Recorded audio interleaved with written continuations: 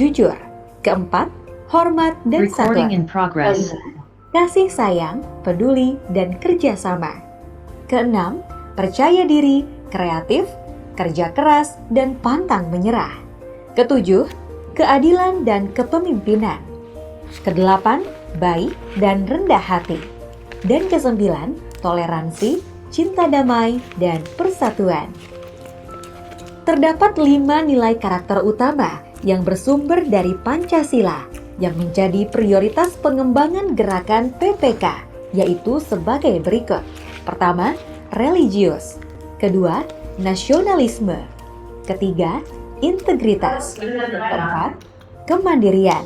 Dan kelima, kegotong royongan. Sekarang, kita akan membahas tentang pendidikan karakter berbasis agama. Budaya, pendidikan, dan agama merupakan 3 bidang yang berkaitan satu sama lain dan sangat penting dalam berbagai aspek kehidupan manusia. Menurut Azzumardi Azra tahun 2010, budaya atau kebudayaan umumnya mencakup nilai-nilai luhur yang secara tradisional menjadi panutan bagi masyarakat.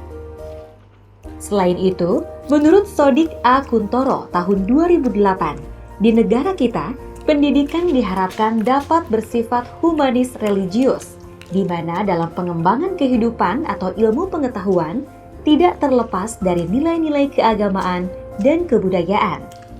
Pada bagian berikutnya, kita akan bahas pendidikan karakter berbasis budaya. Pendidikan tidak dapat lepas dari kebudayaan dan hanya dapat terlaksana dalam suatu masyarakat. Apabila kebudayaan mempunyai 3 unsur penting, yaitu kebudayaan sebagai suatu tata kehidupan, kebudayaan sebagai proses, dan kebudayaan yang mempunyai suatu visi, maka pendidikan tersebut adalah proses pembudayaan. Menurut H.A.R. Tilaar tahun 2002, tidak ada suatu proses pendidikan tanpa kebudayaan dan tanpa masyarakat, dan sebaliknya, tidak ada suatu kebudayaan dalam pengertian suatu proses tanpa pendidikan. Dan proses kebudayaan dan pendidikan hanya dapat terjadi di dalam hubungan antar manusia di dalam suatu masyarakat tertentu. Menurut Dik Hartoko tahun 1987, beberapa catatan untuk menetapkan wawasan budaya dari pembangunan pendidikan diantaranya adalah sebagai berikut. Pertama, budaya adalah dari dan untuk manusia. Kedua, dengan budaya, manusia membangun masyarakat dan lingkungan. Ketiga, dengan budaya, manusia membangun pendidikan. Keempat, pendidikan melalui budaya terjadi kontekstual. Kelima, pendidikan melalui budaya terjadi melalui proses. Keenam, membangun manusia melalui budaya harus melibatkan fisik, akal, dan hati. Dan ketujuh, membangun manusia melalui budaya, maka nilai-nilai budaya itu harus menyatu dengan dirinya, menjadi nuansa batinnya, menjadi sikap dan perilakunya, serta menjadi dasar cara berpikirnya. Dan serta kedelapan, pembangunan melalui kebudayaan berarti berkelanjutan yang bersifat konvergen. Hal yang pertama akan kita bahas adalah pengertian etika. Etika secara epistemologi adalah berasal dari kata ethos, yang artinya karakter atau watak kesusilaan, etnik atau kebiasaan, etikos atau prinsip moral atau nilai-nilai, dan juga akhlak yang berarti tingkah laku manusia. Dan jika dilihat dari etika secara terminologi, adalah suatu ilmu yang membicarakan masalah perbuatan atau tingkah laku manusia, mana yang dapat dinilai baik dan mana yang tidak baik. Secara istilah, terdapat 2 jenis etika, yaitu etika deskriptif dan etika normatif. Etika deskriptif adalah etika yang berusaha meneropong secara kritis dan rasional sikap dan perilaku manusia, serta tujuannya dalam hidup ini sebagai sesuatu yang bernilai. Etika normatif adalah etika yang berusaha menetapkan berbagai sikap dan pola perilaku ideal yang harus dimiliki manusia dalam hidup ini sebagai sesuatu yang bernilai. Etika memiliki beberapa ciri, yaitu: pertama, memberi norma tentang perbuatan. Kedua, selalu berlaku tidak bergantung ada tidaknya orang lain. Ketiga, bersifat absolut dalam prinsip kehidupan. Dan keempat, menyangkut integritas lahir batin. Etika dapat disusun menjadi sebuah tata cara pergaulan menurut suatu kelompok tertentu yang disebut sebagai etiket. Etiket ini memiliki ciri: pertama, selalu berlaku tidak bergantung ada tidaknya orang lain. Kedua, hanya berlaku dalam pergaulan, tergantung keberadaan orang lain. Ketiga, bersifat relatif. Dan keempat, hanya menyangkut lahiriah. Selanjutnya, kita akan membahas pengertian profesi, yaitu sebagai berikut. Profesi menurut epistemologi profesi berasal dari kata profession atau profegus, yang berarti mengakui adanya pengakuan, menyatakan mampu atau ahli dalam melakukan suatu pekerjaan. Secara terminologi, profesi adalah suatu pekerjaan yang mempersyaratkan pendidikan tinggi bagi pelakunya yang ditekankan pada pekerjaan mental sebagai persyaratan untuk melakukan perbuatan praktis, bukan pekerjaan manual. Dalam arti lainnya, profesi merupakan suatu pekerjaan tertentu yang menuntut persyaratan khusus dan istimewa, sehingga meyakinkan dan memperoleh kepercayaan pihak yang memerlukannya. Maka, jika kita khususkan pada profesi guru dan dosen, maka menurut Undang-Undang Nomor 14 Tahun 2005 tentang guru dan dosen dijabarkan sebagai berikut. Guru adalah tenaga pendidik profesional di bidangnya yang memiliki tugas utama dalam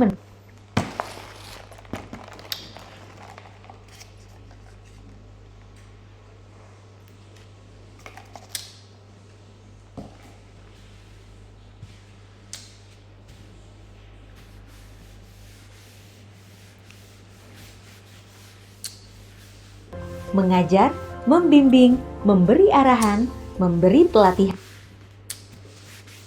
memberi penilaian, dan mengadakan evaluasi kepada peserta didik yang menempuh pendidikannya sejak usia dini, melalui jalur formal pemerintahan berupa sekolah dasar hingga sekolah menengah dan perguruan tinggi untuk dosen.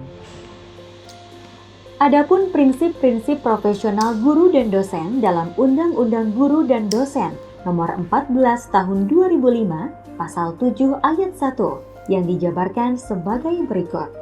Pertama, memiliki bakat, minat, panggilan jiwa, dan idealisme. Kedua, memiliki kualifikasi pendidikan dan latar belakang pendidikan sesuai dengan bidang tugasnya. Ketiga, memiliki kompetensi yang diperlukan sesuai bidang tugasnya. Keempat, mematuhi kode etik profesi. Kelima, memiliki hak dan kewajiban dalam melaksanakan tugas. Keenam, memperoleh penghasilan yang ditentukan sesuai dengan prestasi kerjanya. Ketujuh, memiliki kesempatan untuk mengembangkan profesinya secara berkelanjutan.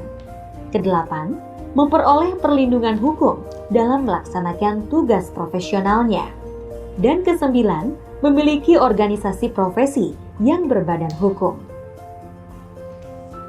Lebih lanjut lagi tentang organisasi profesi ini, dalam Undang-Undang Republik Indonesia Nomor 14 Tahun 2005 tentang guru dan dosen, dikemukakan juga bahwa organisasi profesi guru adalah perkumpulan yang berbadan hukum yang didirikan dan diurus oleh guru untuk mengembangkan profesionalitas guru.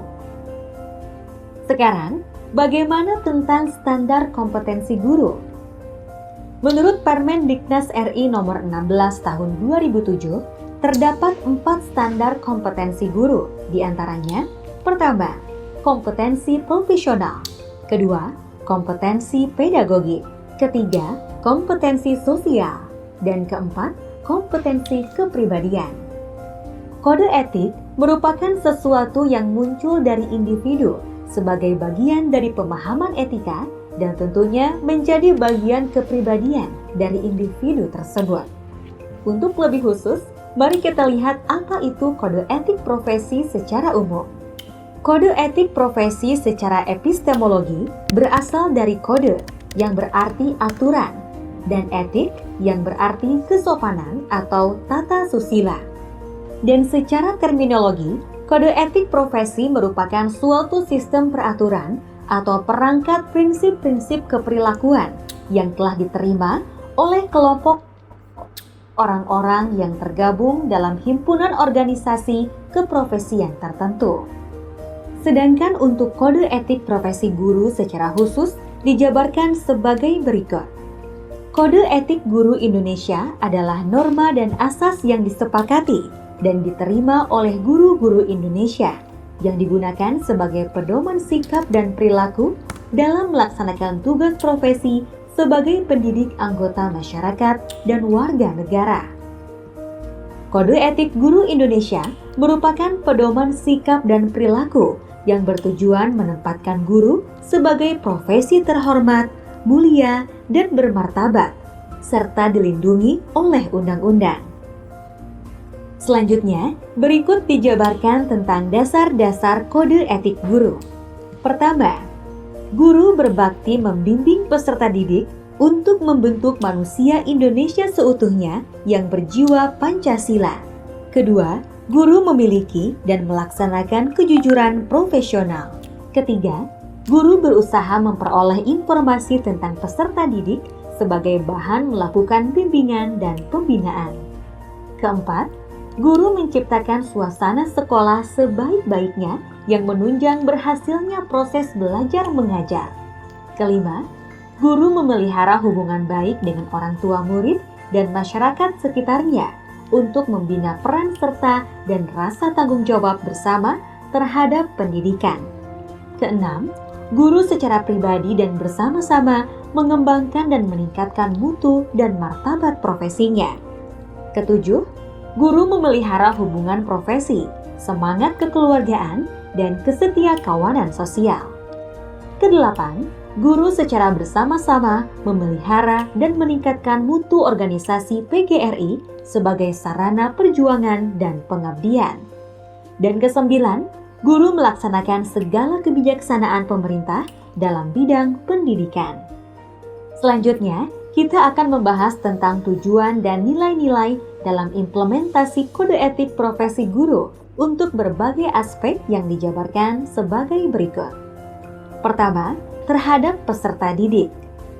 Caring atau peduli, helping atau membantu, protect atau melindungi, justice atau adil, beneficence atau berorientasi pada kepentingan anak, dan non-maleficence atau tidak menyalahgunakan wewenang.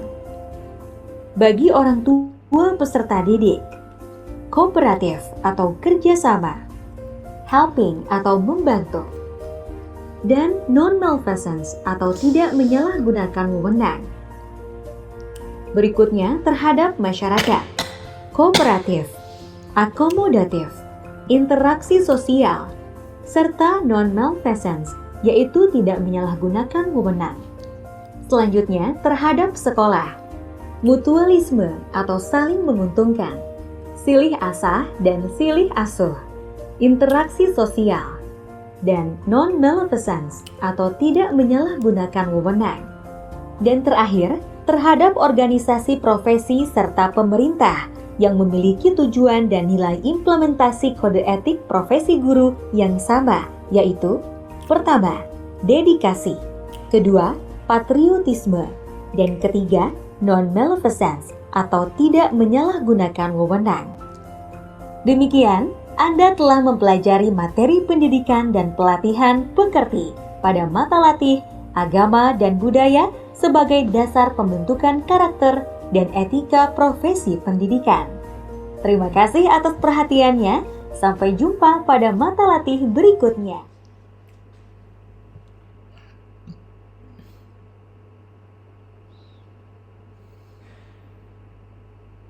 Baik, itu tadi video uh, pengantar untuk materi kita pada siang kali ini. Mohon izin, Pak Dr. Popo, bisa kita mulai Iya, ya? iya, Oke. bangga, bangga. Sudah terpasang background nih, Pak. Iya, Sekarang udah, sudah udah ketemu nampak. lah, udah ketemu. Ya, siap. Bapak Ibu, saat lagi kita akan memulai untuk mata latih kita yang kedua di hari pertama ini. Oleh karena itu, kami mengundang Bapak Ibu untuk segera bergabung, dan bagi yang masih belum mengaktifkan kameranya untuk dapat mengaktifkan kameranya selama kegiatan di kelas. Bismillahirrahmanirrahim. Assalamualaikum warahmatullahi wabarakatuh. Selamat siang Waalaikumsalam. Bapak Ibu. Alhamdulillah pada siang kali ini kita bisa bertemu kembali ya untuk mata latihan kedua yang akan mengulas, membahas berkenaan dengan agama dan budaya sebagai dasar pembentukan karakter dan etika profesi pendidik. Telah hadir di tengah-tengah kita semua Pak Dr. Haji Popo Suryana SEMSI. Bersama beliau nanti kita akan diskusi dan juga menyimak materi selama kurang lebih 1 jam begitu ya. Lalu nanti silakan bagi Bapak Ibu yang ingin bertanya ataupun berpendapat dapat raise hand ataupun dapat menuliskan di kolom chat begitu ya Bapak Ibu. Baik, untuk mengefektifkan waktu, kesempatan saya berikan sepenuhnya pada Pak Dr. Popo. Silakan Pak. Baik, terima kasih Pak Dr. Nur Hadi sebagai fasilitator panitia pekerti. Sebenarnya tadi saya udah membuka nih. Udah duluan membuka Pak Nur Hadi, nggak apa-apa lah, nggak usah dibuka lagi. Ya, prolognya udah membuka tadi. Alhamdulillah saya bisa bertemu dengan bapak-bapak dan ibu-ibu seluruh Indonesia. Eh, saya lihat tadi dari Aceh, dari mana ya, eh, bisa berkumpul di siang hari ini eh, jam 13 ya 30 dalam kondisi setelah istirahat. Nampak chatting yang jualan kopi juga rame ya. Nah, gitu. Tidak masalah, yang terpenting adalah pada kesempatan ini saya menyertai Bapak dan Ibu dalam materi diklat pekerti ini. Mungkin perlu saya nanya dulu nih. Ini kan diklat pekerti. Ada yang belum tahu mengenai pekerti? Udah pada tahu semuanya pekerti? Belum, Prof. Iya, pekerti belum Belum, tahu. Prof. Belum, Belum Prof. paham, Oh Prof. gitu. Belum tahu, Prof. Makanya kita ikut pekerti, Prof. Oh gitu, Belum, pekerti. Prof. Sama sekali ini tidak ada pengetahuan tentang pekerti ini, Prof. Oh, Mohon pekerti. penjelasannya, Prof. Tahu, Mohon Prof. Mohon sama bimbingannya, Prof. Bimbingannya, oh Prof. Penjelasannya, Prof. ikut-ikutan Bimbingannya. mengikuti. Betul, Prof. Iya, Betul. jangan Ini, Prof. ikut-ikutan. Ya, nanti salah jalan ya. Jadi ya harus tahu pekerti ya. Nih, jadi pekerti itu kalau ada dua pengertian ya.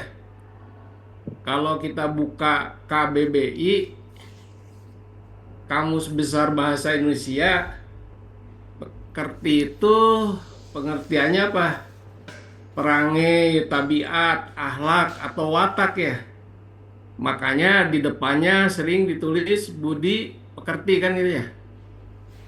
Budi pekerti. Jadi budi pekerti ini menunjukkan apa? Pada perilaku, sikap, tata krama seseorang. Gitu ya. Ini kalau mengacu pada KBBI. Nah, oleh karena itu, selama kurang lebih seminggu ini, Bapak Ibu akan belajar mengenai tadi, ya, mengenai perilaku, mengenai sikap dan tata krama di dalam apa? Di dalam PBM ya, proses belajar mengajar. Karena pengertian yang kedua, pekerti ini singkatan kan ya Pak? Ya, Pak Sepranaja ya, singkatan ya. Singkatan dari peningkatan keterampilan dasar teknik instruksional. Wah, ini. Jadi peningkatan keterampilan dasar teknik instruksional. Iya, ini program pemerintah. Program pemerintah yang ditujukan untuk dosen muda. Betul, Prof. Iya, tapi kayak Pak Sepran aja mah udah berumur, kelihatannya kenapa ikut pekerti. Ya, kalau orang lihat Betul, reok Prof. kelihatannya masih harus ikut, tapi kalau kenapa ikut pekerti? Ya, karena tujuannya adalah untuk meningkatkan kompetensi pedagogik seorang dosen, Pedagogik ya, Prof. gitu ya, Betul, Prof. supaya penyampaian materi itu efektif kepada mahasiswa. Gitu. Mungkin kita banyak yang eh, berlatar belakang bukan dari ilmu pendidikan kan ya. Nah, termasuk saya ya. Jadi termasuk saya yang berlatar belakang ilmu umum gitu ya. Sehingga ngajar itu learning by doing. Gitu ya. Nah, magang ke dosen senior sudah menurut para profesor atau dosen senior sudah layak suruh jalan kan gitu ya.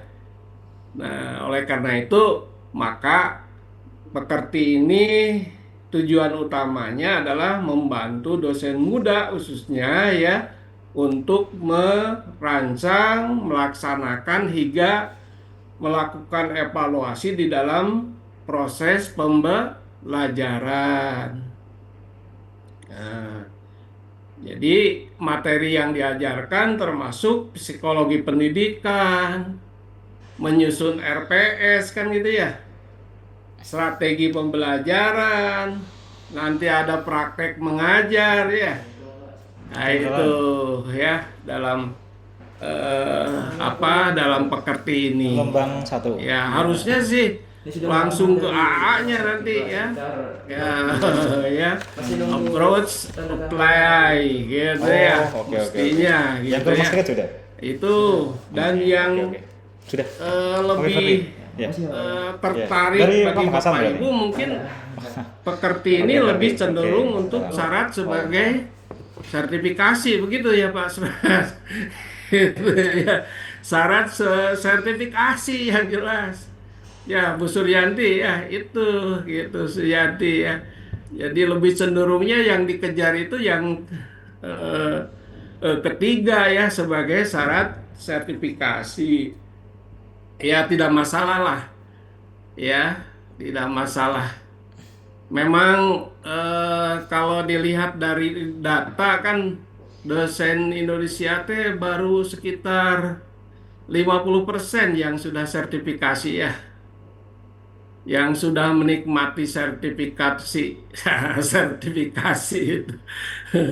Memperoleh sertifikat profesional seorang dosen itu baru kurang lebih 50% aja. Ya 49 sampai 51%, kurang lebih 50%. Jadi masih banyak dari 23 ribuan kan? Ya, dari 23 ribuan. Ini menurut informasi sekitar 15.000 mau diangkat nih, dapat sertifikat.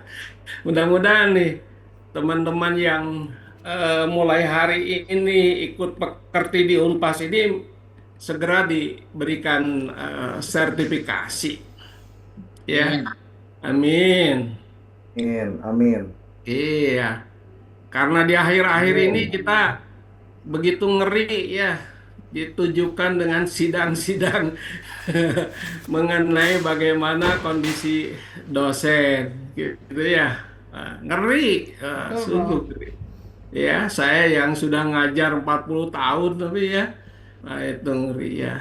Memang memang betul ya, memang betul seperti itulah dosen. Ya, saya punya anak saya sendiri jadi dosen.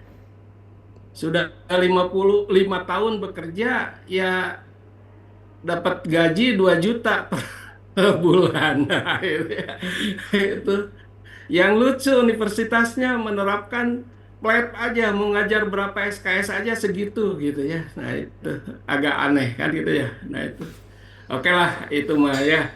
Jadi mudah-mudahan saja lah ya kesejahteraan dosen, kesejahteraan kita ini ya eh, semakin baik ya ke depan. Karena memang di tangan kita pada beliau-beliau yang jadi pejabat, di tangan kita beliau-beliau yang jadi pengusaha gitu ya. Nah, gitu. Oke lah, ya baik. Jadi materi kali ini kita membahas mengenai agama budaya sebagai dasar pembentukan karakter dosen dalam proses pendidikan. Nih materinya berat nih ya. Buat saya yang menyampaikan itu berat, sangat berat, gitu ya. Betul, betul, Prof. Iya, sangat berat. Jadi kalau saya biasa menyampaikan marketing manajemen itu lebih enteng lah, gitu ya, dibandingkan dengan agama budaya sebagai dasar pembentukan karakter dosen dalam proses pendidikan. Maksudnya ini apa sih ya? Maksudnya bahwa dosen itu di kampus atau di masyarakat itu harus menjadi teladan. Gitu ya. Dosen itu bukan hanya bertugas knowledge transfer atau transfer ilmu saja, gitu kan itu. Jadi dosen juga membentuk nilai-nilai moral dan etika peserta didik. Jadi afeksinya harus dibentuk tuh Pak, Bu. Ingat itu teorinya Bloom. Ya, domain dari pendidikan itu ada 3 kan? Saya kira udah pada baca ya, itu. Kognitif, afektif, ketiga psikomotorik. Ya, kognitif pengetahuan, afektif sikapnya, dan psikomotorik perilakunya, behaviornya. Makanya orang komunikasi psikomotorik itu ganti dengan behavior, perilaku. Pak, maaf, slide-nya belum berubah nggih, masih awal tadi. Iya memang belum dipindah. Oh, Belum dipindah emang Bu Nur ya. Saya masih prolog sebentar ya. Jadi masih prolog Bu Nur. Terima kasih ya. Bukan macet sekarang ya. Nanti kita akan saya bagi waktunya ya, sedikit nanti nyampaikan, berikutnya nanti ada diskusi di akhir ya. Karena waktunya memang sampai pukul 15 ya, sampai pukul 15. Jadi ya, terima kasih Bu Nur ya. Jadi sedikit lagi prolognya Bu Nur. Gitu ya. Sedikit lagi. Kembali ke domain pendidikan. 3 domain. Kognitif, afektif, psikomotorik atau behavior. Gitu ya. Pengetahuan, sikap, ya, dan perilaku. Jadi pendidikan itu merubah perilaku dari satu titik berubah menjadi titik yang lebih baik lagi. Baik ya. Jadi maka kita lanjut Bu Nur ya. Kita lihat ya kenapa kita harus disampaikan dalam materi pekerti ini. Ya, Bapak Ibu kan sebagai dosen, gitu ya. sebagai dosen Republik Indonesia. Tidak disebutkan dosen ASN atau PTN ataukah dosen swasta ya, dosen yayasan gitu biasanya kan begitu ya. Nah, kita punya tugas sama, tidak ada bedanya gitu. Tugasnya adalah mencerdaskan kehidupan bangsa. Nah, dan tadi apa namanya itu membentuk manusia-manusia yang berguna ya, berguna bagi nusa dan bangsa kita. Oleh karena itu, yang pertama adalah sesuai dengan topik kita, agama ini ya, agama ini memberikan kerangka yang paling mendalam bagi kita ini, transendental. Karena agama ini mengajarkan ya mengenai nilai spiritual.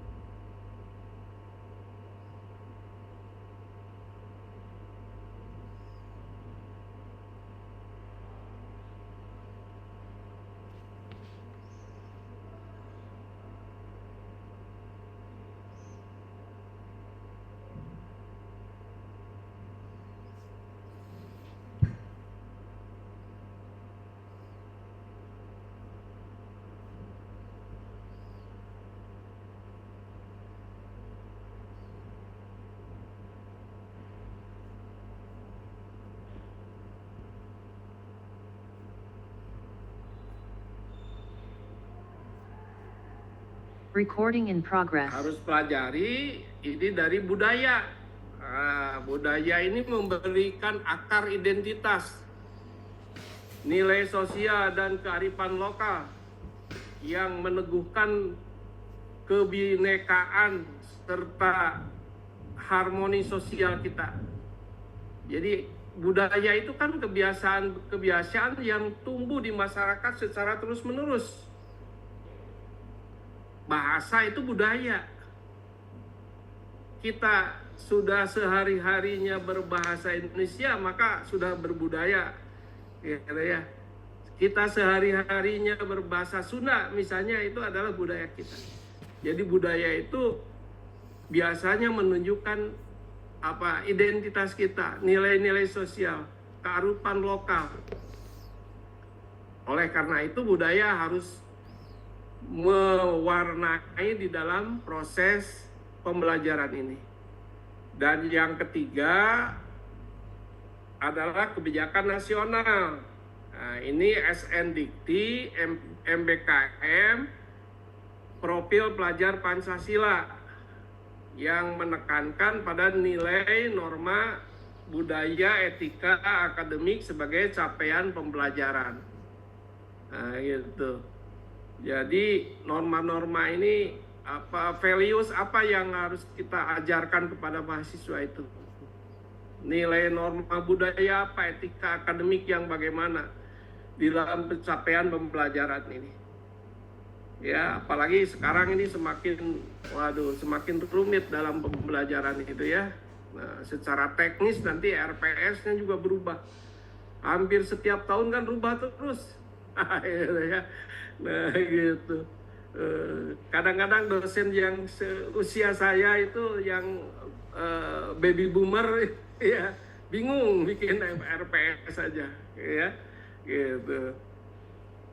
Bikin RPS saja perlu teknik gitu ya. perlu teknik bagaimana. Oke, jadi urgensi agama dan budaya di dalam itu pembelajaran ini ada 4 poin yang melatar belakanginya. Yang selanjutnya adalah CPL. CPL dari materi ini ada 4 CPL yang ingin dicapai ya. Ini pertama, menguasai konsep agama budaya sebagai fondasi pembentuk karakter akademik ini. Ini nanti dalam dalam 2 materi ya. Yang kedua adalah memahami teori, ada pedagogik, andragogik, dan didaktik. Ini ya,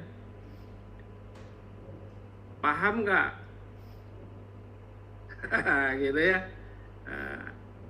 Teori pedagogik sama nggak dengan andragogik? Mana yang tepat untuk mahasiswa itu, pedagogik atau andragogik? Ya, bisa nggak Bu Nur ngebedakan pedagogik dengan andragogik? Itu kan. Jadi pedagogik itu kan menunjukkan siapa pembelajarnya, gitu kan ya. Pembelajarnya ini untuk anak-anak pedagogik itu. Makanya lebih tepatnya apa pedagogik? Pedagogik lebih pada apa? Memberikan teladan, memberikan contoh, kan gitu ya. Nah, itu tuturi handayani kan gitu ya. Nah, andragogik ini pembelajaran untuk siapa? Untuk orang dewasa. Nah, kalau mahasiswa itu udah dewasa atau belum? Ya, mahasiswa udah dewasa atau belum? Sudah, Prof. Sudah Pak. Dewasa, Prof. Sudah masuk. Sudah, Prof. Kami juga mahasiswa maha dari sekolah siswa. Sudah Prof menuju dewasa. Sudah Prof. Ya, Bapak Ibu menjawabnya kalau mahasiswa udah masuk ke usia dewasa harus memahami psikologi perkembangan. Ya. Nah, psikologi perkembangan tuh di situ terlihat. Usia sampai sekian tahun itu masuk kategori sekian tahun itu.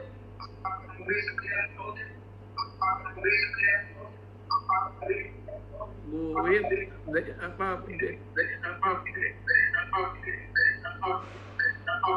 Bu Wit, aduh, ya. Jadi Ibu Bapak harus mempelajari psikologi perkembangan, ya. Ini bahasanya untuk mahasiswa ini ada berada pada usia remaja dan usia dewasa. Oleh karena itu lebih tepat diberikan apa? Diberi strategi didaktiknya, cara mengajarnya. Makanya lebih tepat pengajarnya adalah dua metodenya itu diterapkan. Oke, kita lihat nanti detailnya ya. Yang ketiga, mampu mengimplementasikan pembelajaran bermutu yang mengedepankan nilai, value tadi. Values apa sih yang akan kita bentuk tuh? Budaya, norma, dan etika akademik yang bagaimana? Ya, di saat ini yang tepat, ya, karena memang kita ngajarnya itu anak-anak yang milenial, anak-anak yang generasi gadget ini berbeda dengan generasi saya, generasi Bapak Ibu, kan gitu ya. Gitu. Kalau sekarang IT itu sudah begitu merambah, ya, begitu masuk langsung ke tangan mereka kan udah sini. Dan yang keempat, ya, capaian pembelajarannya adalah menjadi teladan karakter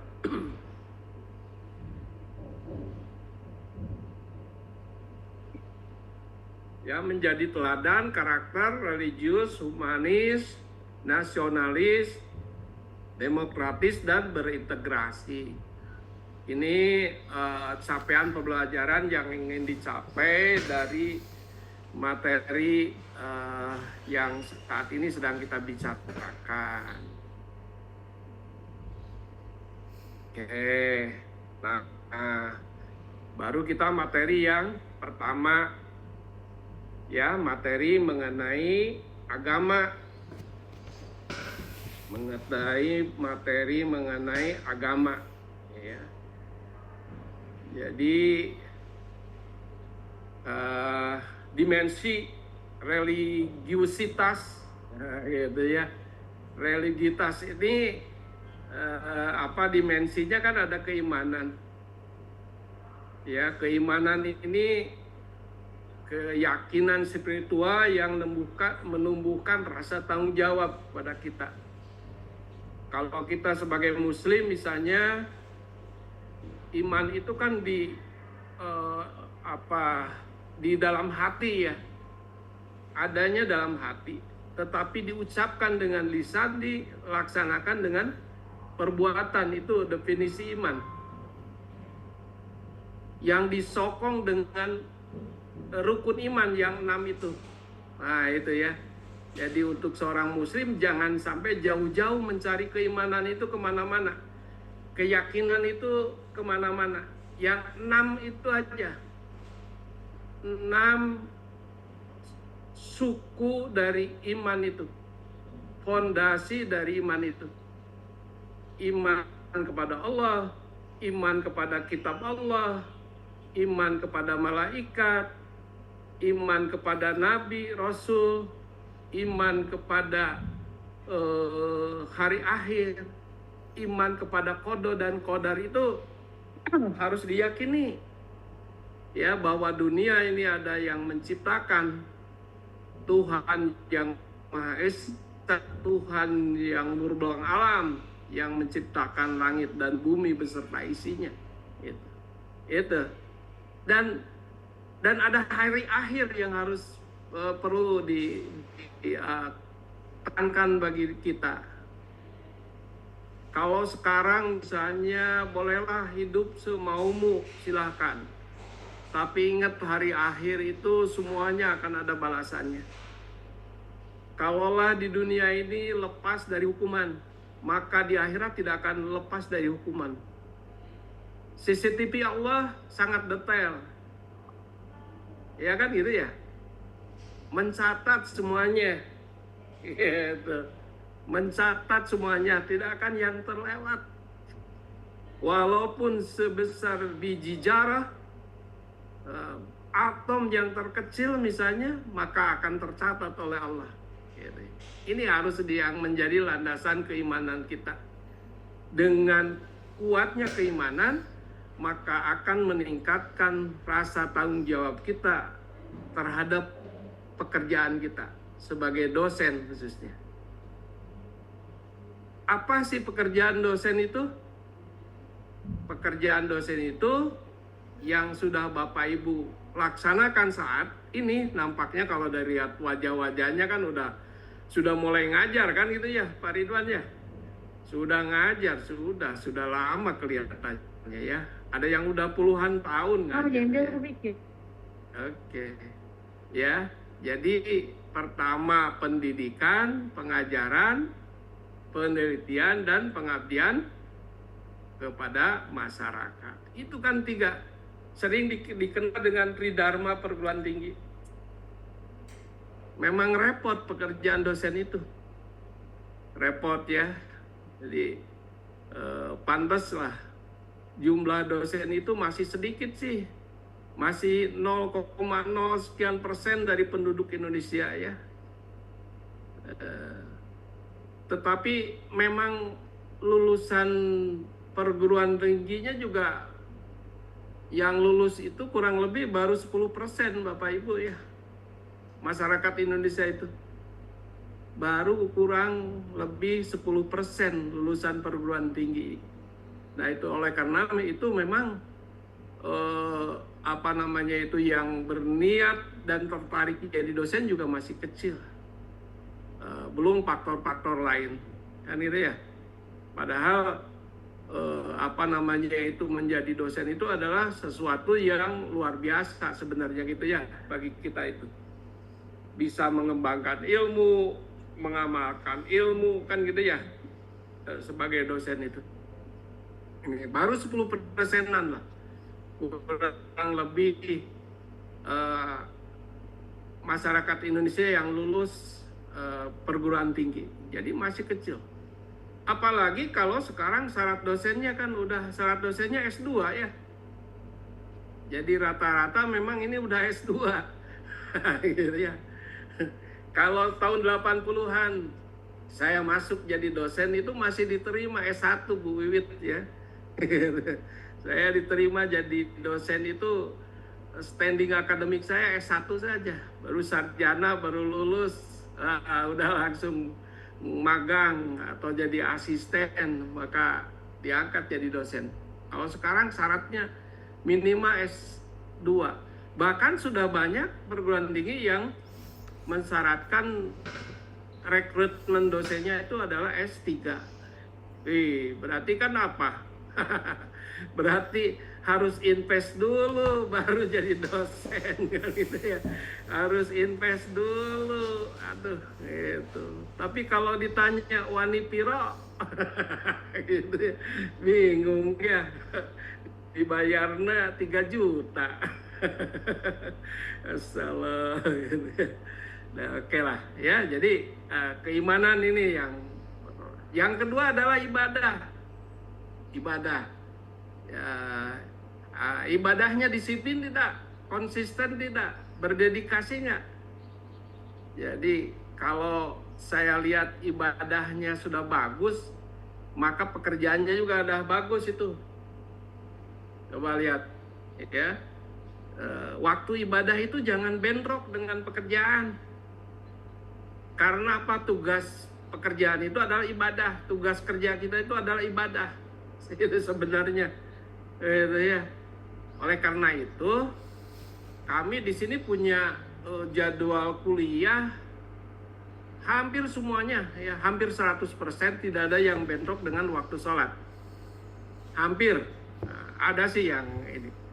Jadi misalnya gini, kalau siang itu masuk jam 7 pagi misalnya, itu yang 3 SKS jam 7 sampai jam 9 ya, 9.30 ya, jam 7 sampai 9.30, 9.30 masuk lagi sampai jam 12. Jam 12 break sholat dan nanti masuk lagi 13.30.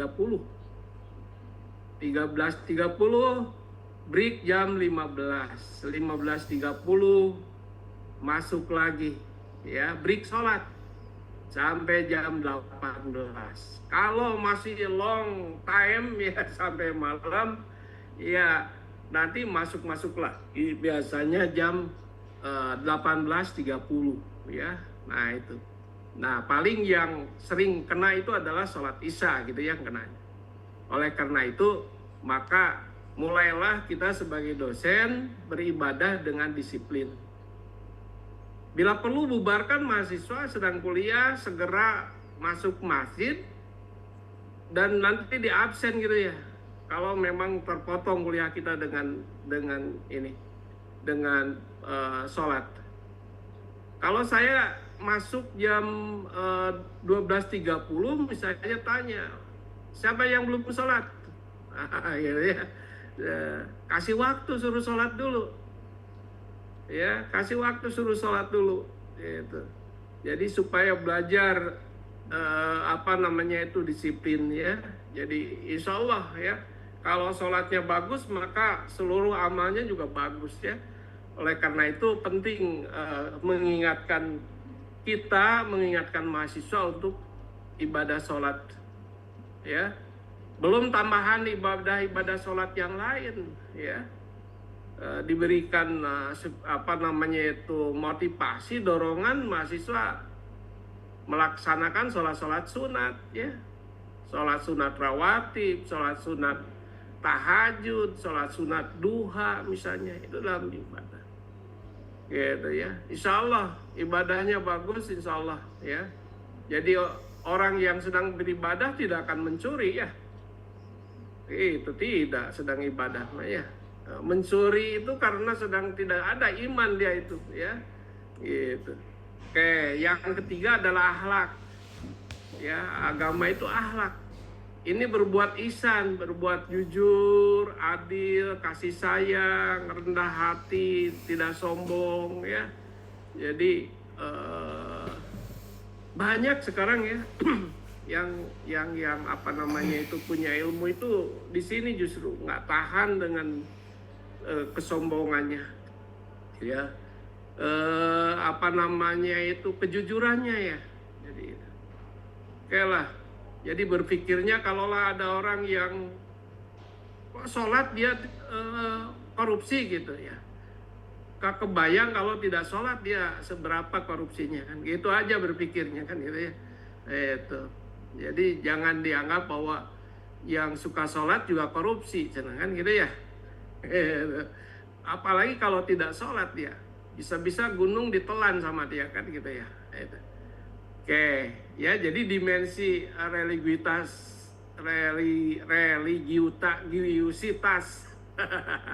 kita ini dengan 3 ciri, mulai dari keimanan dan ibadahnya yang baik, ya, yang disiplin, yang khusyuk, gitu, ya, konsisten secara terus-menerus, bahwa kita yakin Allah itu menilai ibadah kita itu adalah yang secara konsisten, ya. Bahkan misalnya dengan puasa sunnah, gitu kan, ya. Nah, jadi agama ini apa relevansinya bagi kita sebagai dosen?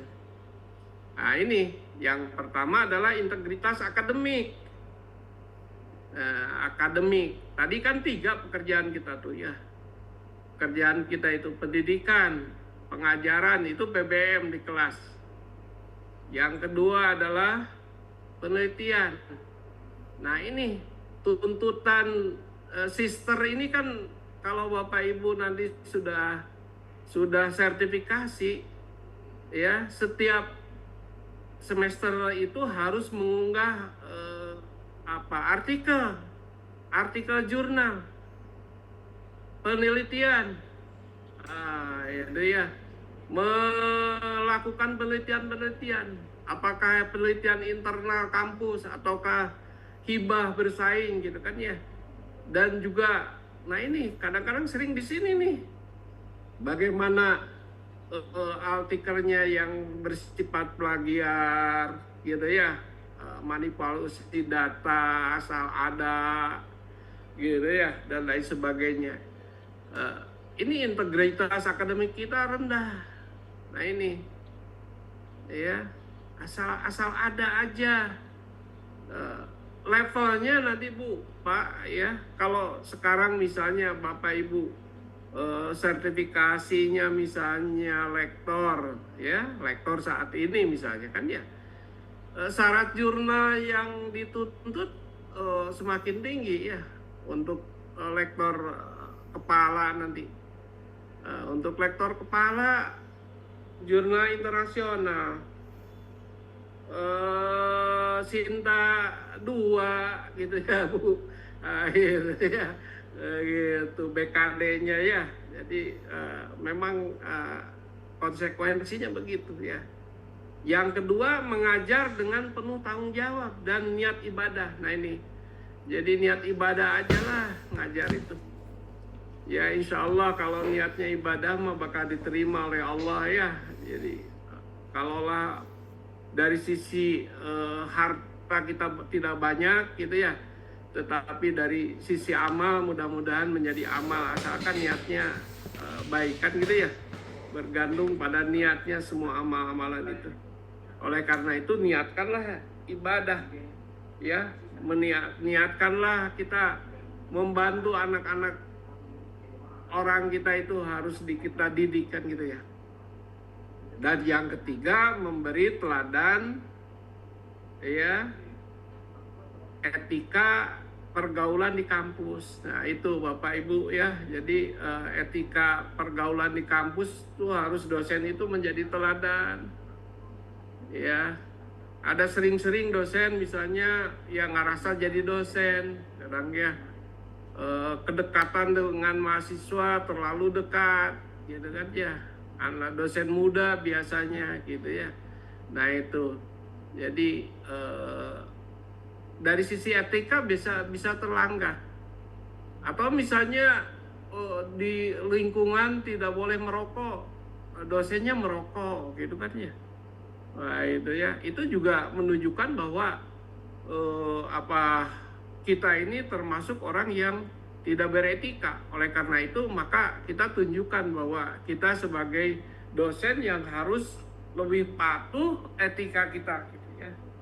Jadi selama 40 tahun saya ngajar di Unpas ini dari tahun 87 ya. 87 Bu Wiwit belum lahir ya. Itu ya 1987 ya. Jadi udah jadi dosen kan gitu ya.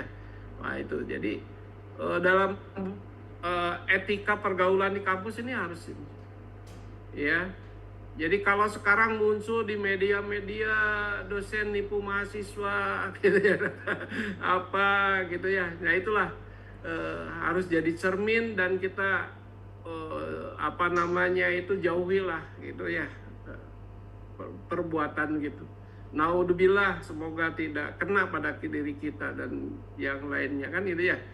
Kalau punya perilaku yang semacam ini. Nah ini Bapak Ibu ya, landasan agama dalam pembentukan dimensi akademik kita itu, sehingga integritas akademik kita jadi jujur ya, jadi jujur dalam penelitian, objektif dalam memberikan nilai kepada mahasiswa saja ya, ketulusan di dalam mendidik, bahwa kita ini profesi dosen itu profesional ya, profesional, tetapi di dalam menyampaikan amalnya itu harus menjadi ibadah bagi kita, penuh keikhlasan, kesabaran dan dedikasi. Dan juga dengan kita memahami agama sebagai pembentuk karakter kita, maka kita di dalam berhubungan atau relationship dengan mahasiswa atau dengan teman ini adalah empati dan keadilan. Menempatkan orang mahasiswa tidak memandang berdasarkan latar belakang sosial, ekonomi maupun suku mereka. Kita di hadapan Tuhan sama posisinya, gitu ya. Jadi tidak ada perbedaan kasta, tidak ada perbedaan karena kekayaan dan sebagainya. Ini. Jadi kita harus punya sikap yang empati, yang adil. Oke, itu bagian pertama dari materi. Yang kedua adalah bagian mengenai budaya. Ya, budaya. Jadi landasan budaya dalam pembentukan karakter kita sebagai dosen, ini budaya yang mana yang harus mewarnai kehidupan kita ini. Tentu adalah budaya yang tumbuh dari kita untuk kita, yaitu budaya landasannya adalah Pancasila, Bhinneka Tunggal Ika, gitu ya. Ini yang harus didorong, ini yang harus terus dibangun, karena ini kayaknya ruhnya udah hilang ya, budaya ini, ya, hampir hilang. Ada orang yang mengatakan saya paling Pancasilais, tapi berperilaku tidak Pancasilais. Kalau dia menyatakan bahwa dia mengaku berpancasilais, tentu harus baca butir-butir dari Pancasila. Butir pertama aja udah dilandasi dengan ketuhanan yang Maha Esa. Itu. Nah itu. Gitu ya. Dan selanjutnya sampai 5 Pancasila itu ya harus diimplementasikan. Sehingga dengan Pancasila dan kita punya sikap Bhinneka Tunggal Ika, ini gotong royong, toleransi dan kebersamaan. Tumbuhkan itu. Tumbuhkan gotong royong, toleransi dan kebersamaan. Bagaimana Pak, Bu, implementasinya di dalam pembelajaran gitu ya? Di dalam pembelajaran kita bisa, apalagi kalau sekarang ini lebih diminta ya dengan OBE ini, dengan pendekatan project kan gitu ya, project learning. Project learning itu tidak kerja sendiri ya Bu Umu ya. Nah, project learning biasanya dilakukan secara kelompok. Nah, belajar kelompok atau pekerjaan kelompok, tugas kelompok ini untuk mempererat relationship mahasiswa diantaranya. Nah, harus dilihat. Kadang-kadang dalam kelompok yang kerjanya satu gitu ya, kelompoknya 5 orang gitu ya. Nah, kita harus evaluasi ya, harus tanggung jawab. Gitu, ketahuan sama kita. Ya, yang tahun-tahun kita ngajar pasti ketahuan mana yang kerja, yang ngerjain, mana yang hanya numpang nama, gitu kan ya. Nah, tugas kelompok dipresentasikan apalagi terlihat ya. Gitu ya. Tuh. Yang kedua menjaga harmonisasi sosial di ruang kelas yang multikultural. Nah, pasti di kelas tuh banyak ya berbagai suku. Di Pasundan saja di Unpas nih banyak ya. Bukan hanya orang Sunda, di Pasundan itu Bu Umu. Apalagi di Uncen misalnya ya. Uncen dan Cendrawasih. Di sini juga ada orang Cendrawasih di kelas saya ada orang Papua, ada orang Manado, ada orang Aceh, macam-macam di Unpas juga. Jadi bagaimana supaya kelas tetap stabil, jangan ada bullying ya, gitu ya, ada bullying gitu ya di ruang kelas itu. Oke, yang kedua kearifan lokal, etnopedagogi. Jadi etnopedagogi itu pembelajaran yang dijalankan dengan menggali nilai-nilai lokal sebagai sumber inspirasi di dalam pelajaran. Main apa bisa?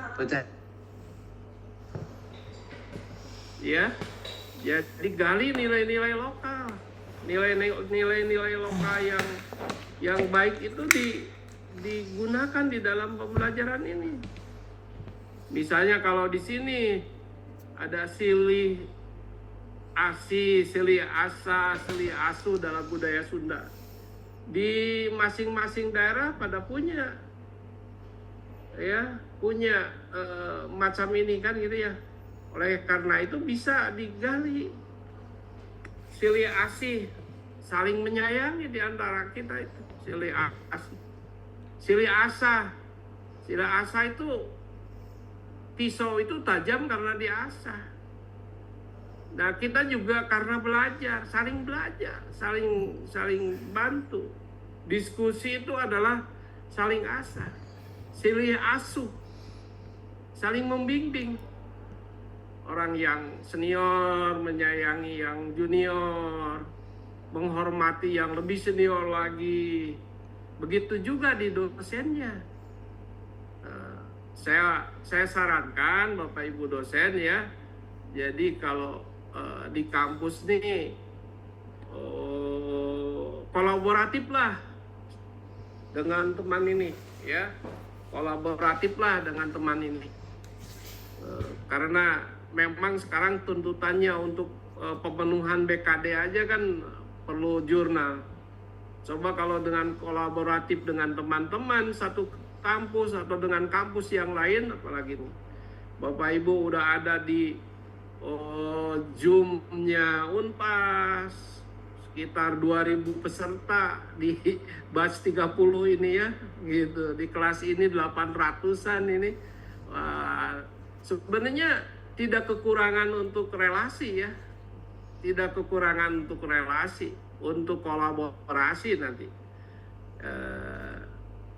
Jurnal sekarang ini dituntut untuk kolaborasi dengan kampus lain, misalnya kampusnya Unsen dengan Unpas, atau kampus yang lain, Unisba, Blitar dengan kampusnya Unsen gitu ya. Ya, itu bisa kolaborasi dalam melakukan penelitian, mengapa namanya itu publish jurnal atau publish buku sebagainya. Oleh karena itu kearifan lokal juga harus dimunculkan, didorong ini ya, gitu. Jadi kontekstualisasi pembelajaran dengan realisasi budaya mahasiswa. Budaya mahasiswa ada kecenderungan kan sekarang budayanya budaya bebas ya, gitu ya, budaya bebas. Nah, tetap kita punya peran sebagai dosen, Pak Samsudin ya, kita sebagai dosen punya peran. Peran pendidikan tidak bisa diwakili oleh ChatGPT, tidak bisa diwakili oleh AI ya. Nggak bisa pendidikan itu ya. Mungkin kalau materi belajar oke-oke saja sih ya, kalau Anda fokusnya pada materi belajar saja ya, kuliah itu udah ketinggalan, karena anak-anak bisa lebih duluan daripada kita mencari materi yang lebih hangat, lebih baru gitu ya. Oleh karena itu pendidikan tidak bisa diwakili. Oke ya. Nah, ini tantangannya sekarang ini ya, dengan globalisasi dan budaya akademik ini. Tantangan globalisasi ini tentu banyak sedikitnya kalau dikatakan sebagai mengganggu budaya kita, ini memang ya mengganggu ya kehidupan mahasiswa kita. Coba aja Bapak Ibu, kedekatan Bapak Ibu dengan mahasiswa itu harus juga meluruskan budaya mereka, agama mereka. Kadang-kadang sekarang ini budaya-budaya ya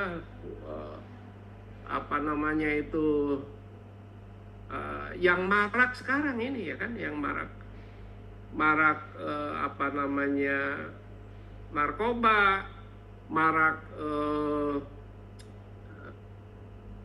kumpul kebo ya, gitu ya, dan lain sebagainya. Kebonya bisa jadi betina dengan betina, jantan dengan jantan. Sekarang bukan lagi betina dengan jantan ini sekarang ini. Ini kan tidak sesuai dengan budaya kita. Ini kan tidak sesuai dengan agama kita. Oke, oleh karena itu maka agama dan budaya harus menjadi filter. Kita harus menjadi suri teladan terhadap mahasiswa kita ya, di dalam hal tadi ya, karakter kita ini, karakter dosen yang punya karakter baik gitu ya. Jadi Bapak Ibu sebaiknya punya personal branding yang kuat ya, punya personal branding yang bagus gitu ya. Silakan. Apa itu personal branding Anda? Bagaimana Anda menunjukkan personal branding Anda? Ahli apa Anda? Bu Wiwit Rohainti misalnya ahli sistem akuntansi misalnya. Anda tunjukkan. Kalau Anda CEO di googling misalnya ya, engine, langsung muncul Wiwit Rohaini Yulianti misalnya. Wah, itu kan luar biasa bagaimana membangun branding Anda. Karena dosen juga bisa seperti artis ya, bisa lebih besar juga ya. Bisa. Ya, karena memang profesional kita. Ya, profesional. Maka profesional itu harus terus kita cintai. Profesi kita itu harus terus kita bangun apa yang menjadi keahlian kita ini? Linearitas kita itu kan harus terus ya sekarang ini. Tidak bisa pindah-pindah ya, seperti zaman dulu ya, ganti-ganti materi kuliah dan sebagainya. Apapun diajarkan gitu ya. Sekarang kalau saya misalnya marketing management atau saya misalnya lebih spesifik dari marketing sebutlah branding, harus terus saja linear ya. Semua penelitian, semua pengajaran, semua pengabdian harus pada bidang yang sama. Kalau Anda capaiannya kan semua pasti cita-cita tertingginya japungnya adalah guru besar kan itu ya. Iya, jadi kalau Anda punya arah ke sana maka dibuatlah secara linear ya. Yang linear itu kan sekarang itu begitu konsepnya. Tidak linear seperti zaman dulu. Linear itu ijazah S1, S2, S3 sama gitu ya. Sekarang bukan ya. Linear itu ijazah terakhir, karya terakhir dengan aktivitas yang dilakukan pada saat sekarang. Gitu ya. Saat ini apa? Riani misalnya dalam bidang tadi pemasaran. Ijazah terakhir pemasaran, ngajar pemasaran, publikasi pemasaran, dan lain sebagainya, maka jadilah guru besar, profesional, profesor, kira gitu itu.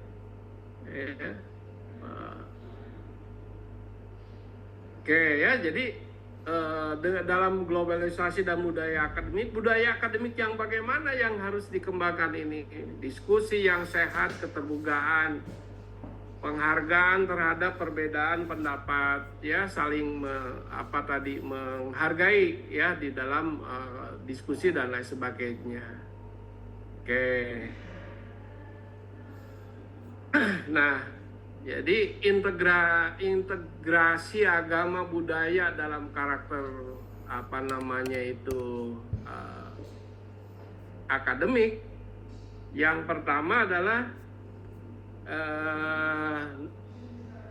nilai inti dosen berkarakter ini tadi ya, salah satu program dari Pekerti ini supaya dosen-dosen ini tadi ingat, Pekerti itu sikap kan tadi ya, sikap, perilaku gitu ya, perilaku yang punya karakter bagus tentu saja ya, bukan karakter yang buruk, karakter yang baik. Baiknya itu menurut norma-norma yang berlaku, norma agama, norma budaya, maka dia nilainya adalah punya integritas, tanggung jawab, toleransi, nasionalisme, keadilan, pedulian ya. Ini. Oke. Jadi kita punya karakter, nilai inti dosen, punya integritas terhadap ilmu kita. Jangan nyontek. Ya. Tunjukkan dengan karya kita yang tidak nyontek, tidak menggunakan jurnal bodong misalnya kan gitu ya. Itu bukan karya orang lain ini yang berperilaku izin dan lain sebagainya. Kalau kita mengambil karya orang lain, bagiannya kita harus citasi kan gitu ya. Nah, itu tanggung jawab integritas. Oke ya. Yap. Yang kedua, prinsip pedagogik, andragogik tadi. Ya, kembali pada pedagogik. Pedagogik itu pembentukan moral mahasiswa melalui pembiasaan keteladanan. Jadi kalau pertanyaan saya tadi yang lebih tepatnya pedagogik atau andragogik ya, untuk mahasiswa ini yang usia belasan tahun ini ya, dia posisinya dalam kondisi satu sisi dia itu ngerasa mahasiswa itu sudah dewasa gitu ya, tapi di sisi lain kadang-kadang masih memerlukan bantuan kita, bantuan orang tuanya, bantuan lain sebagainya. Oleh karena itu secara pedagogik kita harus bertanggung jawab membentuk moral mahasiswa dengan melalui pembiasaan tadi. Kebiasaan sholat bareng misalnya berjamaah tadi bareng, udah keteladanan. dosen sebagai figur yang menjadi teladan bagi mahasiswa. Andragogik, refleksi, diskusi, kritis, pengalaman hidup, internalisasi nilai. Nah, ini biasanya andragogik itu diberikan kepada ngajar orang-orang dewasa kan gitu ya. Nah, oleh karena itu maka sebagai dosen harus banyak baca tentu. Gitu ya. Banyak baca, banyak pengalaman untuk disampaikan kepada mahasiswa, untuk memancing mahasiswa mau mengkritisi apa yang kita sampaikan ini. Ya. Jadi yang ketiga, didaktik berkarakter. Didaktik berkarakter ini nyangkut mengenai strategi pembelajarannya. Strategi pembelajaran berbasis nilai tadi. Berbasis values. Berbasis values. Values-nya values agama yang dari dasar tadi. Yang kedua adalah values-nya budaya. Jangan sampai habis sih budaya kita ya, karena pengaruh globalisasi tadi. Oleh karena itu di dalam menyampaikan materi juga harus berbasis etno kan tadi ya, berdasarkan dari budaya, dari kebiasaan yang muncul di kita. Ya, oke ya. Jadi sekarang ini OBE menuntut pembelajaran dengan dengan project, maka kita harus ke sana dan mapping dengan budaya dan agama. Ya, mapping materi marketing, mapping budaya agama. Materi MSDM, mapping budaya agama. Akuntansi bisa mapping nggak? Gitu ya. Bisa, agama budaya ya.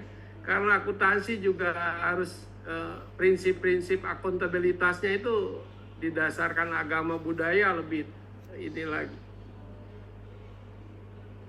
Oke. Nampaknya ini lembar PPT terakhir kalau tidak salah ya.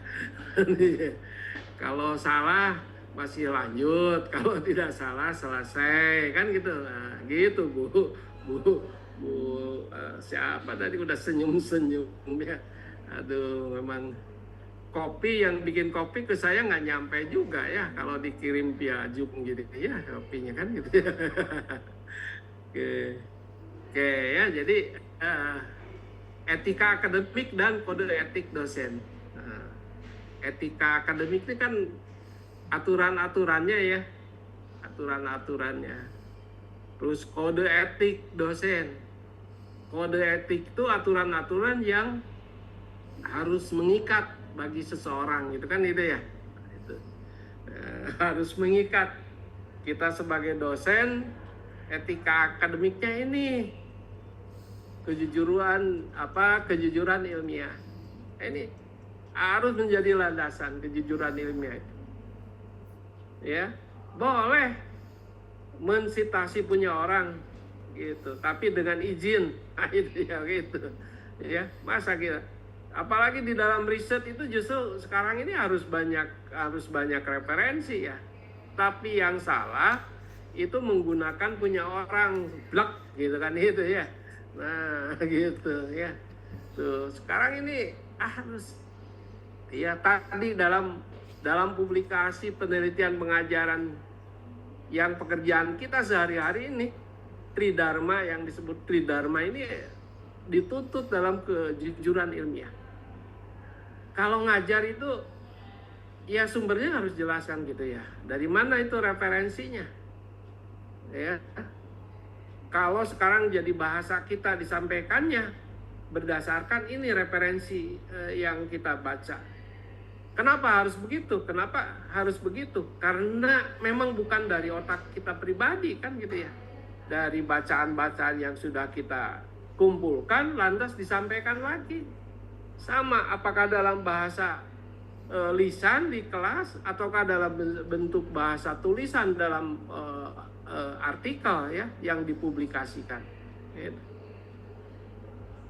yang kedua menjaga objektivitas dan keadilan penilaian. Nah ini sering kalau menurut saya ya sampai 40 tahun ngajar itu Pak Septian paling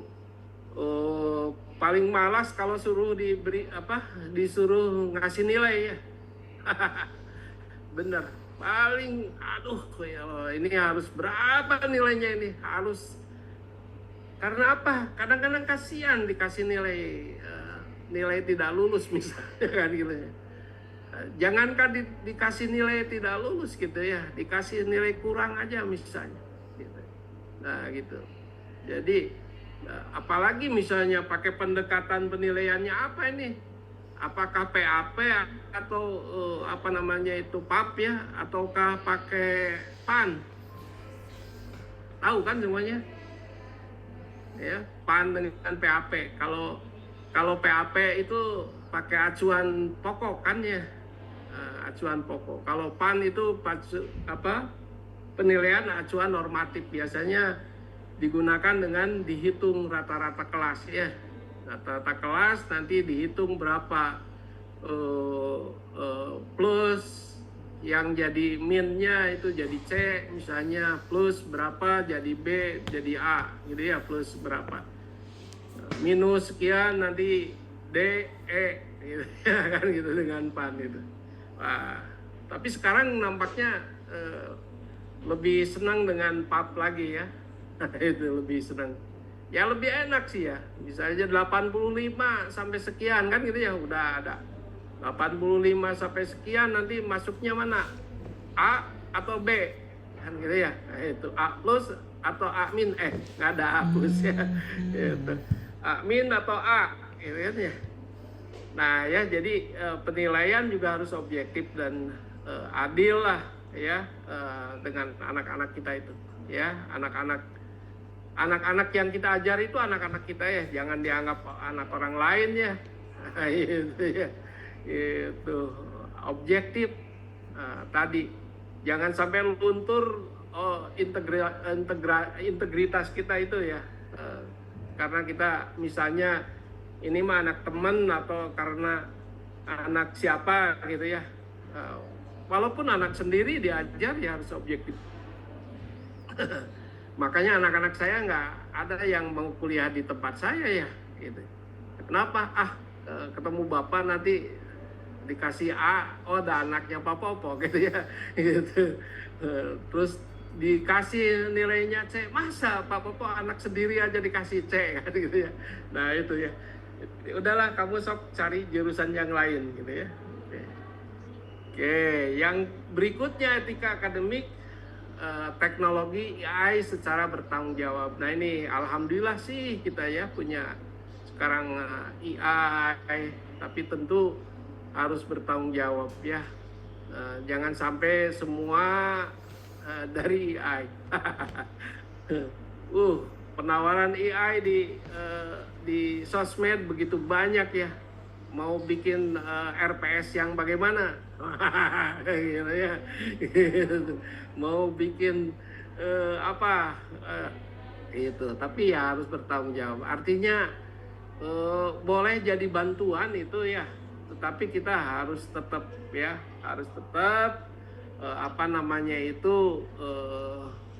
mengkajinya ya, membanding-bandingkannya. Itu bukan hanya dari sumber ya. Mendingan kalau dikasih yang original ya, jelas gitu ya, original tuh jelas referensinya. Tapi banyak juga kan sering AI ngasih yang bodong juga, nah itu ya. Itu ya, yang berbahaya adalah yang bodong, yang tidak jelas alurnya nih, textbooknya ini, tapi pas dicari linknya tidak ada kan itu ya. Kalau masih mending kalau ada linknya, kita baca buku referensinya, bener nggak? Isinya buka. Ya. Oke, yang berikutnya adalah kode etik dosen. Ini Permendikbudristek nomor 44 tahun 2024 ya. Jadi kode etik dosen ini sikap profesional, independen, menjunjung nilai kemanusiaan. Ini yang pertama. Jadi harus profesional, independen, menjunjung nilai kemanusiaan Yang kedua, menghormati kebebasan akademik dan integritas ilmiah. Dan terakhir adalah membangun budaya kampus yang sehat dan berkarakter. Ini etika akademik dan kode etik dosen, ya. Jadi yang bawah itu ngikat sebenarnya sama kita, ya, harus dilaksanakan oleh kita sebagai dosen, gitu ya. Itu. Nah, ini referensi yang digunakan, ya, referensi dari materi yang sudah saya sampaikan. Mungkin nanti materinya bisa minta ke panitia, ya,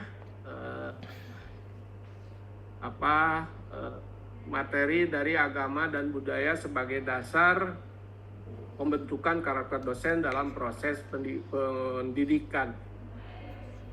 Itu saja dulu. Masih ada waktu 10 menit. Siap. Oh, yang bertanya luar biasa banyak nih, Pak. Udah banyak. Karena mungkin antusiasme yang tinggi juga, ya, terkait materi ini. Iya. Tapi di sisa waktu ini kita coba maksimalkan dengan berikan kesempatan bagi Bapak Ibu untuk menyampaikan pertanyaan. Aduh, resmen itu semua angkat tangan. Penuh Pak layar, Pak, sama yang raise hand, sama yang di komentar juga sudah banyak. Gitu. Iya, Pak. Ada Bu Resti Arista, silakan Bu, disampaikan. Baik, sebelumnya terima kasih Pak atas pemaparannya yang sangat menarik sekali di siang hari ini. Jadi bikin melek dan tunduh sih Pak sebenarnya. Alhamdulillah, menarik sekali. Sebenarnya banyak sih Pak yang mau ditanyain, cuman pada intinya kan kayaknya sama ya permasalahan yang dihadapi sama teman-teman dan rekan-rekan dosen lainnya, mungkin juga Bapak Pak Popo sebagai pengajar. Saat ini kan yang kita lihat itu adalah mahasiswa generasinya kurang effort gitu Pak, nggak ada daya juangnya, bisa dibilang sangat rendah. Bahkan ketika kami dosen gitu, atau mungkin saya bertanya 2x tambah 5 sama dengan 15, x-nya sabaraha gitu, mereka tuh nggak bisa jawab Pak, pada nanya ke ChatGPT, tanya ke AI gitu kan, perkara 2x tambah 5 sama dengan 15. Nah terus gimana ya Pak, mungkin ada pengalaman yang bisa di-sharing atau ada ilmu yang bisa di-sharing juga terkait meningkatkan effortnya mahasiswa tanpa mengabaikan budaya, etika, dan pembentukan karakter. Ditambah lagi tuh sekarang rata-rata mahasiswa kayak Bu mau nanya tugas gitu, bukan assalamualaikum atau punten bapak ibu saya siapa dari mana gitu, tapi Bu mau nanya tugas. Nah sedangkan dia teh saha gitu ya Pak ya, maksudnya dari kelas yang mana, kelas kita kan banyak ya, nggak cuma satu gitu. Nah ada nggak ya Pak kiat-kiat atau ilmu khusus gitu untuk memperbaiki etika dan menambah effort mereka dalam belajar gitu Pak? Mohon arahannya, terima kasih. Assalamualaikum. Langsung aja ya Pak Nur ya. Mangga Pak, langsung direspon. Itu yang pertama itu fenomena yang umum sekarang memang Bu ya. Fenomena yang umum, nampaknya yang basic itu pada malas ya. Pada malas yang basic, hitung-hitungan yang basic itu Bu. Kalau Ibu ngajar matematika gitu ya, bahasa dulunya mah itu perkalian aja mungkin 100 teh nggak tamat sekarang anak-anak teh ya. Iya betul Pak. Ngahulang gitu ditanya teh. Iya. Punten Bu Arnisa mungkin orang Aceh tuh nggak ngerti ngahulang ya. Oh iya, bingung. Ya, karena ini pesertanya nasional. Kalau Ibu mah di PGRI mana? Banten Bapak. Banten. Di Serang. Oh iya, sami atau bahasa. Oke, jadi memang yang pertama itu pernyataan Bu Resti, bagaimana cara meningkatkan IPOT mahasiswa. Nah, barangkali begini Bu, dicari sesuai dengan sekarang ini minatnya mahasiswa, IPOT-nya. Jadi arahkan pada minat mahasiswa. Bagaimana ngajar matematika sekarang sesuai dengan minat mahasiswa, Bu. Minat mahasiswanya sekarang kan apa sih itu ya, tampil gitu ya. Misalnya bikin status di sosmed, bikin konten, nah itu bikin konten lain sebagainya. Barangkali ada nggak yang terkait dengan matematika bikin konten misalnya ya. Nah, mungkin aja Ibu bisa memberikan ininya nanti terkait dengan ukuran konten misalnya dah. Ukurannya gitu kan ya. Karena konten juga ada batasannya. Sehingga silakan Anda membuat konten ukuran 3 menit atau 30 detik misalnya ya. Nah ini silakan berapa ini. Jadi terkait dengan itu barangkali. Jadi disesuaikan dengan sekarangnya. Oleh karena itu dosen di sini sama Bu, dosen senior yang galak gitu ya, mengajar materi manajemen operasi gitu ya. Kan garing manajemen operasi kan sama ya, kering ya, kering banyak hitungannya, banyak model-modelnya kan gitu ya. Pas diajar sama mahasiswa muda, dosen muda, wih, saya kaget katanya Pak Popo, masa ngajar MO kok nyanyi-nyanyi katanya, gitu, kok nyanyi-nyanyi, tapi anaknya seneng kok belajar MO mereka, kalau belajar dengan Bapak kok takut ya, sedangkan gitu ya. Nah itu Bu, jadi silakan ya kita ini tadi ya didorong supaya sesuai dengan minat saat ini. Generasi Z ini, generasi Z itu sebenarnya kalau dilihat dari ciri-cirinya tadi lebih familiar dengan IT kan gitu ya, dengan teknologi di era ini itu, era 5.0 ini society kan gitu ya. Nah itu mereka lebih care dengan lingkungan misalnya ya, arahkan ke sana gitu kan ya, ke sustainability, bisnis sustainability atau lain sebagainya gitu ya. Jadi arahkan ke sana. Itu Bu Resti.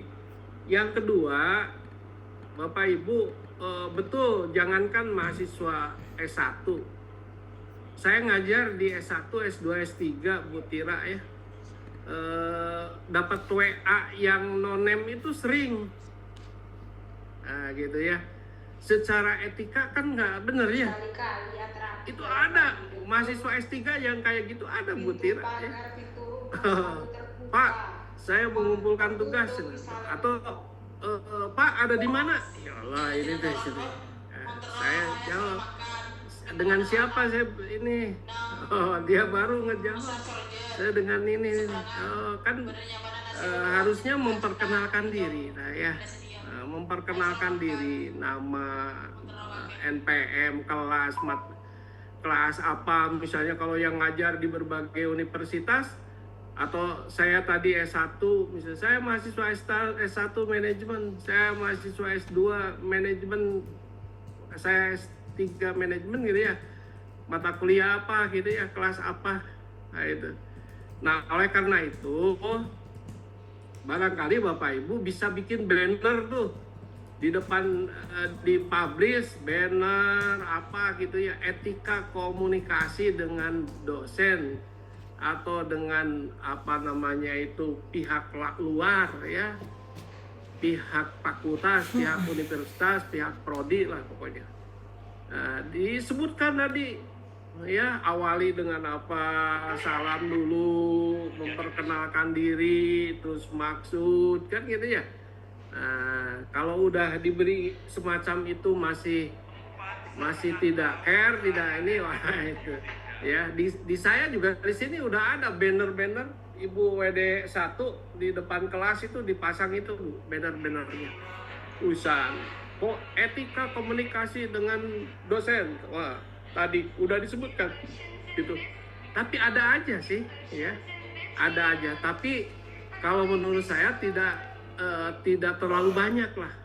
Tidak seperti pekerti dulu sebelum diberikan itu, ya. Jadi etika itu perlu, karena memang mungkin saja mahasiswa itu tidak tahu, ya, tidak tahu. Jadi etika komunikasi, Bapak Ibu, secara fisik bikin banner di kelas, mungkin secara online pasang di web, ya.